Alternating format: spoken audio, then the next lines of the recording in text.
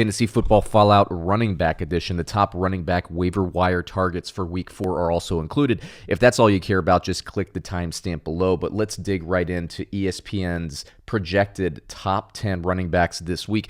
Number 1, obviously, Christian McCaffrey. He's usually up there. Derrick Henry, Alvin Kamara, Austin Eckler, Najee Harris, Aaron Jones, Saquon Barkley, Joe Mixon, Nick Chubb, Jonathan Taylor. Alexander Mattison was number 11. If Dalvin Cook was in there, Dalvin Cook would have been in the top 10, but ESPN obviously was projecting him out. Now, who did score in the top 10? The ones in white are the ones that ESPN got correct. Najee Harris, number 1, thanks to all of those receptions. Kareem Hunt, thanks to that long touchdown run. James Robinson got into the action, which is always nice to see. DeAndre Swift, Peyton, Barber, Alexander Mattison, Austin Eckler, Saquon Barkley, Alvin Kamara, Giovani, Bernard. Now, 3 of these players could have been had off of the waiver wire if you were kind of paying close attention. I know a lot of people who read the Fantasy Football Almanac and Draft Guide were emailing me, asking me about Peyton Barber. I said, look, if Josh Jacobs is not in the lineup, play Peyton Barber. He will get the carries.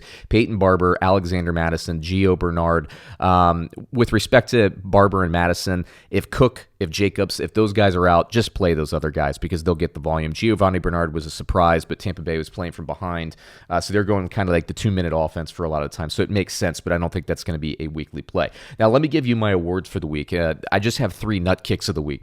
Fantasy football players that you thought were going to do better for you, but absolutely screwed their fantasy owner. First one up, obviously, Christian McCaffrey. You know, people are emailing me in the offseason. I personally had Dalvin Cook ranked ahead of Christian McCaffrey this season. They say, why do you do that? That's sacrilegious. Why would you do that? And I say, look, first of all, ebbs and flows. Second of all, we didn't see Christian McCaffrey in this offense all season last year thanks to his injuries last season. Third, the idea that Dalvin Cook is more injury-prone than Christian McCaffrey, I don't know. They're about equal now. So I think it's, option 1, option 1A. Beauty's in the eye of the beholder. But bottom line is Christian McCaffrey's been hurt a little bit more. That's not something that improves with age. I think he'll be back. I think he'll be fine. At least it's a muscle injury and nothing like a ligament or something like that. But I think this hamstring injury is going to be plaguing owners for a while. So that's the first one. Second one on my list is Trey Sermon. If only because the hype coming into him in the offseason. Personally, I never really bought into it. I always had him ranked a little bit lower. The reason for that is I thought he was slow at Ohio State. If you're a little bit slow on film in college, that does not improve in the pros. Eli Mitchell, I thought was a threat before the season, but I can't pretend that I had him ranked above Trey Sermon. I might have in an early edition, but I didn't do that now. But what I do think is going to happen is as we move forward in the NFL season, look, that 3 yards per carry average, I don't think that's going to improve that much. I don't think he's going to get over 4 this year. He's probably going to be a better goal line back, in my opinion.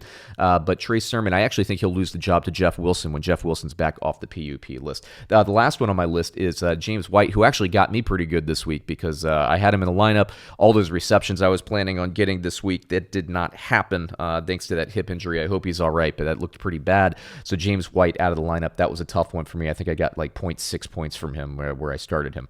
Now, for what everybody's waiting for, the best waiver wire additions. These are early week. I'll come in and clean this up with some analytics later in the week. Number 1, Michael Carter. Look, he's getting all of the carries. Well, not all the carries. He's getting about half the carries for the New York Jets, and he's getting the receptions. New York Jets open the season against 3 pretty good defenses. I think the Jets will start to score more, so you can feel fine adding him. I have him above Chuba Hubbard, who is taking over for Christian McCaffrey, although Hubbard will be just fine. I like the volume that he'll be getting in this offense. It's just a matter of, look, Carter's the season-long starter, and Hubbard is going to give way to Christian McCaffrey when McCaffrey's back. Then you got Brandon Bolden or J.J. Taylor. Pick whichever one you like. Personally, I think it's going to be Bolden, but one of those running backs is going to get a lot of passing targets, as the Patriots move forward without James White in any game or games that James White misses, and it looks at this point as of this recording that it's going to be quite a while. Then I have Cordero Patterson, who's owned in 59.7% of leagues as of the time of this recording. Similar to Michael Carter, he's close to splitting. I will say Mike Davis is getting more carries, and Mike Davis is somebody I liked coming into the season, but Patterson's getting all the targets, and the Atlanta Falcons project to be losing a lot of times. So Patterson, I think, is going to be the more valuable running back moving forward, and you can still get him in about 40% of the leagues out there. Lastly, Mark Ingram at 37%. Look, he's not going to wow you. He's not going to get you a lot of receptions, but he gets a lot of carries and a lot of goal line touches. And this Houston offense, particularly when Taylor comes back, assuming he gets that starting job back, and I think he will. This Houston offense is actually better than you think it would be. And Mark Ingram, they're going to commit to the run, so he's going to get those touches. He'll be valuable for you, especially in standard leagues where you're not getting those points per reception. So there you go, fantasy football follow-up. Please like, comment, subscribe. If I missed anybody you think I should be considering on a waiver wire, comment below. Clean this up. Help keep me honest, everybody. Thanks, everybody. Talk to you soon on another episode.